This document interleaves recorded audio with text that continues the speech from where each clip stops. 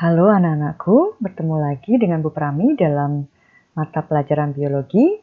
Kali ini kita akan membahas tentang struktur dan fungsi jaringan tumbuhan. Adapun kompetensi dasar yang harus kalian kuasai pada materi ini yaitu menganalisis keterkaitan antara struktur sel pada jaringan tumbuhan dengan fungsi organ pada tumbuhan, dan menyajikan data hasil pengamatan struktur jaringan dan organ pada tumbuhan. Nah, apa yang kalian ketahui tentang cara pengembangbiakan tanaman dalam botol ini? Ya, tepat sekali ya. Jadi ini adalah menggunakan pengembangbiakan dengan teknik kultur jaringan. Ya, kalian tahu di mana tanaman ini bisa tumbuh ya dari sel-sel yang dewasa yang bisa bersifat aktif lagi membelah atau meristematis lagi. Jadi dia bersifat totipotensi. Bagaimana bisa seperti itu? Baik, kita simak dulu pembahasan tentang jaringan tumbuhan. Ya, jadi macam-macam jaringan tumbuhan. Jaringan tumbuhan dibagi menjadi dua. Ada jaringan meristem, ada jaringan permanen. Nah, jaringan meristem ini sering disebut dengan jaringan embrional, di mana berdasarkan asalnya itu jaringan meristem dibagi menjadi meristem primer dan meristem sekunder. Apakah perbedaannya? Jadi kita lihat ya. Jaringan meristem atau jaringan embrional dulu ya. Jadi ini merupakan jaringan yang sel-selnya aktif membelah. Jadi dia aktif selalu membelah diri. Ya. Kemudian ciri-cirinya dia mempunyai dinding yang tipis. Tidak memiliki ruang antar sel. Bentuknya isodiametris. Banyak mengandung protoplasma. Kemudian memiliki satu atau dua inti yang besar. Dan vakuolanya kecil dan tersebar. Nah, pertanyaan ibu dulu ya. Kenapa pada meristem, jaringan meristem memiliki inti yang besar dan vakuola yang kecil? Nah, jawabannya nanti bisa kalian jawab di diskusi kelas pada tugas kelas di GC-nya. Ya. Nah, kita lanjut lagi setelah kalian mengetahui ciri-ciri jaringan meristem. Ya, kita balik lagi ke pertanyaan yang di awal, apakah perbedaan antara meristem primer dan sekunder? Jadi berdasarkan asalnya, meristem primer ini berasal dari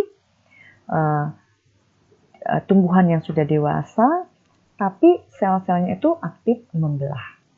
Itu meristem primer. Ya, jadi kalau kita lihat di gambar, ya meristem primer itu biasanya terdapat di daerah ujung-ujung, nah, ujung akar seperti ini ya.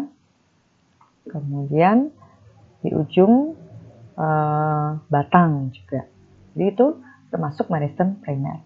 Kemudian kalau yang meristem sekunder ini, meristem sekunder ini merupakan sel-sel yang sudah dewasa, tetapi ya, biasanya kalau sudah dewasa dia tidak akan bisa membelah lagi. Nah ini berbeda.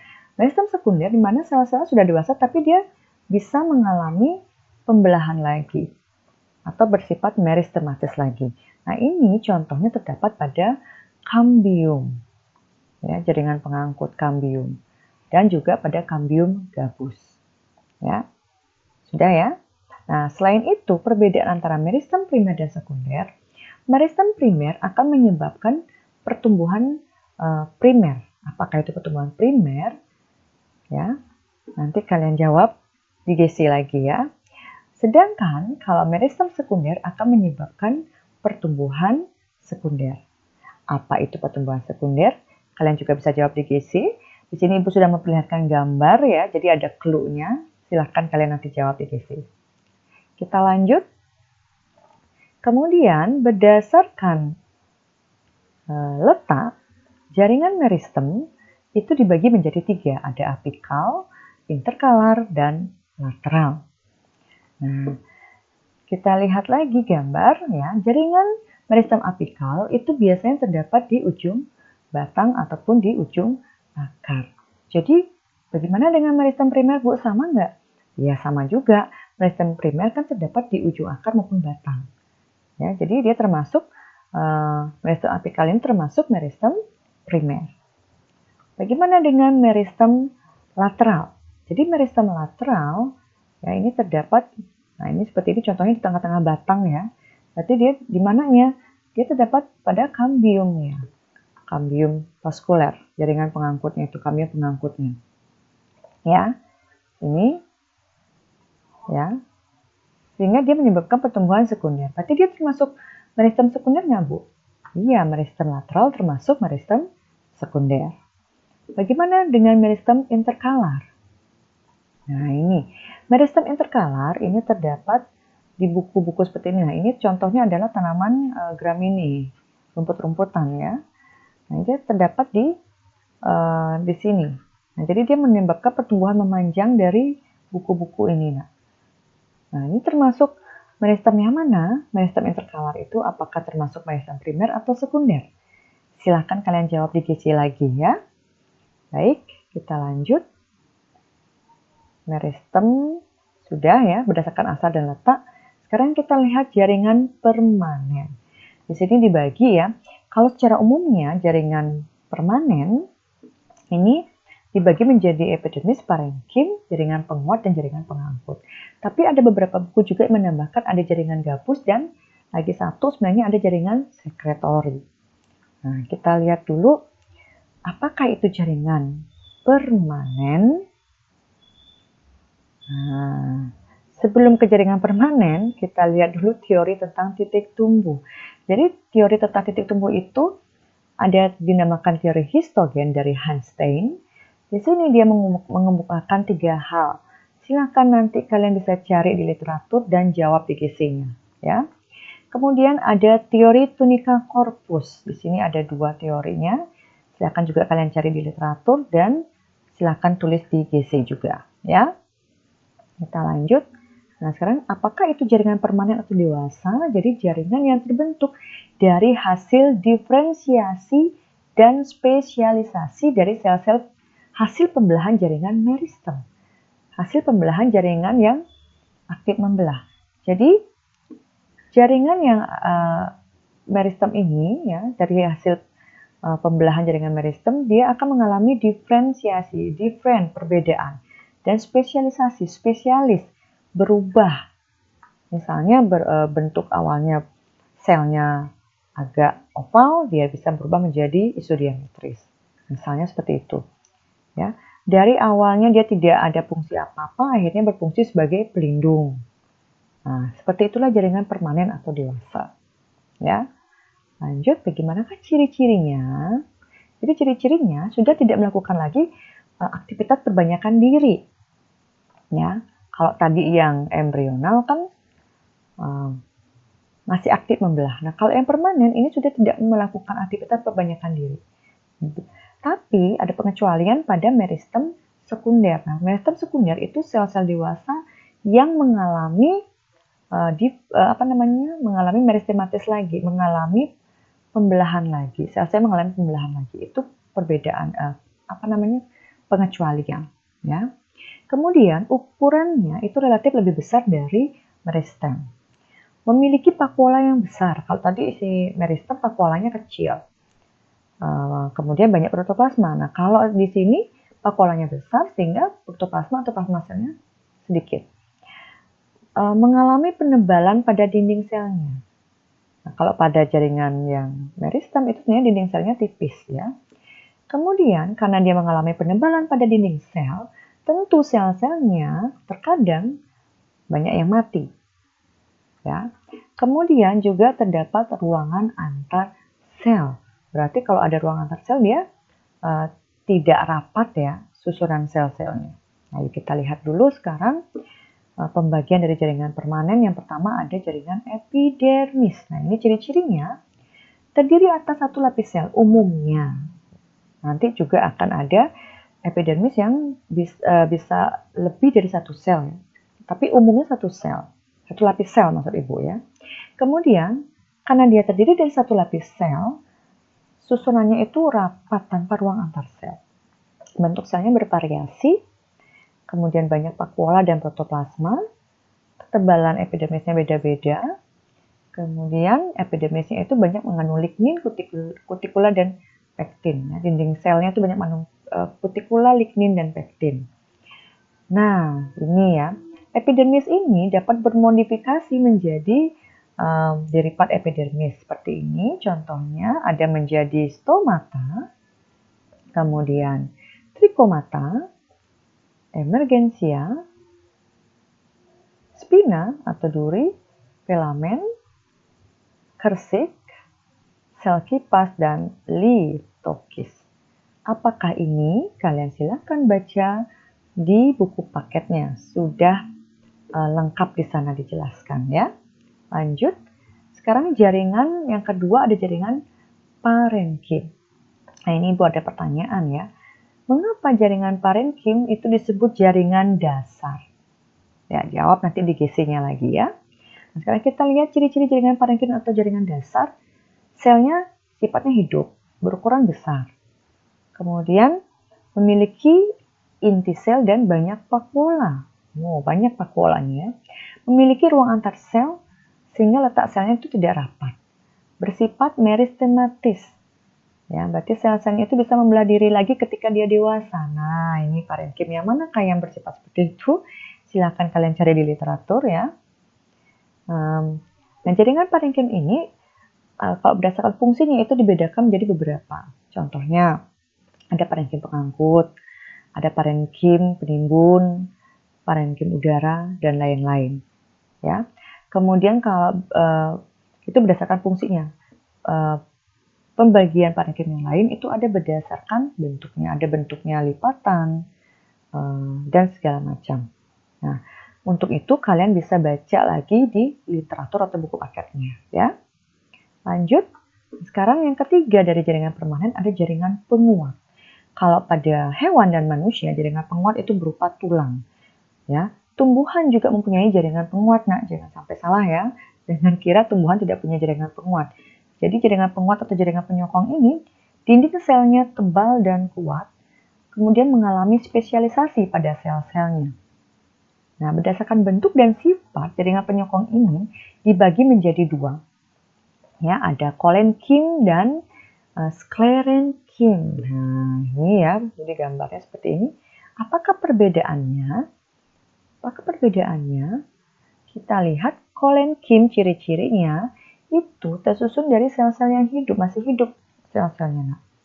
Kemudian ukuran dan bentuknya beragam. Ukuran selnya ya. Penebalan dinding selnya ini tidak merata. Ini prinsip ya, tolong ini dipahami. Tidak merata, sehingga kalau dia tidak merata penebalannya, kan makanan itu akan masih bisa masuk, sehingga sel-selnya hidup. Ya. Bagaimana dengan sklerenkim? Nah, sklerenkim ini sel-selnya memiliki dinding sekunder yang tebal sekali. Banyak mengandung lignin. Kalau di sini dia kloroplas dan tanin, kalau di sini lignin. Keras sekali itu. Bersifat kenyal. Tidak mengandung protoplas. Ya. Makanya sel-selnya itu mati. Kenapa begitu? Karena ini dinding selnya mengalami penebalan yang merata. Tidak seperti ini. Kolenkim ini tidak teratur, masih ada dinding sel yang tidak mengalami penebalan sehingga makanan masih bisa masuk. Kalau pada sklerenkim, ya dinding selnya ini keseluruhan mengalami penebalan. Itu maksudnya merata ya. Sehingga kalau seluruhnya menebal dinding selnya, bagaimana makanan bisa masuk? Kan sulit. Makanya sel-selnya itu mati. Itu pada sklerenkim. Nah, pertanyaan lagi sekarang, selain ciri-ciri ini, apalagi perbedaan antara kolenkim dan sklerenkim? Silakan bisa kalian jawab di GC ya. Lanjut. Nah, sklerenkim itu dikelompokkan menjadi dua jenis. Ada serabut atau serat. Jadi dia panjang ya, serat panjang. Dan sklerait. Nah, sklerait ini dia bentuknya tuh biasanya bulat ya. Nah, sklerenkim ini ditemukan pada berbagai bagian tumbuhan dalam bentuk untaian atau lingkaran. Contohnya seperti pada lidah mertua. Jadi kalian jangan sampai ini ya bingung. Lidah mertua sansevieria nama kerennya, nama latinnya maksud ibu. itu kalau misalnya dia rendam dulu dalam air, kemudian dikeringkan. Setelah kering itu akan didapatkan serat-serat. Nah, serat-serat ini merupakan serabut. Ini termasuk sklerenkim jaringan penguatnya. Kemudian bagaimana dengan sklerate? Sklerate ini keras sekali, Nak. Nah, ini terdapat dalam buah dan biji. Contohnya pada biji kenari. Nah, itu atau juga pada tempurung kelapa itu keras sekali. Dia mempunyai sklerate, ya. Lanjut sekarang ke jaringan permanen yang keempat, yaitu jaringan pengangkut. Jadi namanya jaringan pengangkut, tentu dia mengangkut makanan maupun air dan garam-garam mineral. Nah, kalau pada hewan dan manusia, jaringan pengangkut itu kan berupa darah. Bagaimana dengan tumbuhan? Jadi pada tumbuhan, berupa xilem dan phloem. Jadi xilem, ingat ini merupakan pembuluh kayu ya, nama lainnya. Dia mengangkut air dan garam-garam mineral dari akar menuju ke daun. Ya, sedangkan kalau phloem dinamakan pembuluh tapis, dia mengangkut hasil fotosintesis dari daun ke seluruh bagian tumbuhan. Nah, xilem dan phloem sama-sama memiliki serat dan parenkim. Kalau pada xilem ya tentu serat dan parenkim xilem. Kalau pada phloem tentu serat dan parenkim phloem. Yang membedakan pada xilem terdapat traheit dan trachea. Sedangkan pada phloem terdapat unsur tapis, sel pengiring, dan sel albumin. Tuh, komponen-komponen pembentuknya, ya. Sudah jelas ya, Ibu harap sudah jelas. Lanjut. Nah, sekarang kalau membicarakan tentang jaringan pengangkut, kalian harus mengetahui tipe-tipe pembuluh angkut. Ini nanti bisa kita lihat pada organ-organ tumbuhan ya. Jadi tipe-tipenya ada kolateral, konsentris, dan radial. Kita lihat tipe kolateral bagaimanakah itu. Ini dibagi menjadi 3 ya, ada terbuka, tertutup, dan bikolateral. Kalau terbuka, antara xilem dan phloem terdapat kambium. Ini biasanya terdapat pada tanaman dikotil dan gymnospermae. Sedangkan kalau kolateral tertutup antara xilem dan phloem itu tidak terdapat kambium. Ini biasanya terdapat pada tanaman monokotil. Kemudian kalau tipe bikolateral antara xilem, maksud Ibu, xilemnya itu ya, dia diapit oleh phloem luar dan phloem dalam. Itu bikolateral. Nah, biasanya itu terdapat pada suku terong-terongan ya, atau solanacea. Kemudian tipe konsentris ini dibagi menjadi ambipasa dan amphicribral. Jadi ini berdasarkan letak dari xilem dan phloemnya ya. Kalau yang ambipasa, phloemnya itu di dalam, xilem di luar. Sedangkan amphicribral itu xilem-nya di dalam, phloemnya di luar. Jadi kebalikannya. Ya, di mana terdapat contohnya kalau pada ambipasal itu pada jeringau ya. Kalau pada amphicribral itu pada paku-pakuan. Lanjut, tipe radial. Nah, ini tipe radial ini di mana xilem dan phloemnya itu letaknya bergantian, selang-seling dia menurut arah jari-jari lingkaran. Ini dikatakan radial. Nah, ini tipe radial biasanya terdapat pada akar tanaman dikotil dan akar tanaman monokotil. Ya. Jadi hanya pada akar saja tipe radial ini ada, Nak, ya. Baik. Sekarang yang terakhir dari jaringan permanen ada jaringan gabus. Jadi jaringan gabus ini fungsinya sebagai pelindung menggantikan epidermis yang rusak. Jadi epidermis kan juga sebagai pelindung atau jaringan penutup ya. Nah, kalau sudah rusak jaringan epidermis itu, dia akan digantikan oleh jaringan gabus. Ya. Nah, ini dibentuk oleh yang namanya kambium gabus. Jadi ini kambium gabus ini merupakan sel-sel yang dewasa, tapi dia sifatnya bisa meristematis lagi. Kembali dia bisa membelah. Ke arah luar dia akan membentuk phloem, dan ke arah dalam dia membentuk peloderm. Nah, sampai di sana, semoga apa yang sudah Ibu jelaskan dari awal tadi ya, macam-macam jaringan tumbuhan, sampai terakhir ini jaringan gabus, yang termasuk jaringan permanen, kalian mengerti dan paham. Ya. Selain itu juga Ibu harapkan kalian membaca lagi buku paket maupun literatur yang lain tentang pembahasan struktur dan jaringan tumbuhan ini.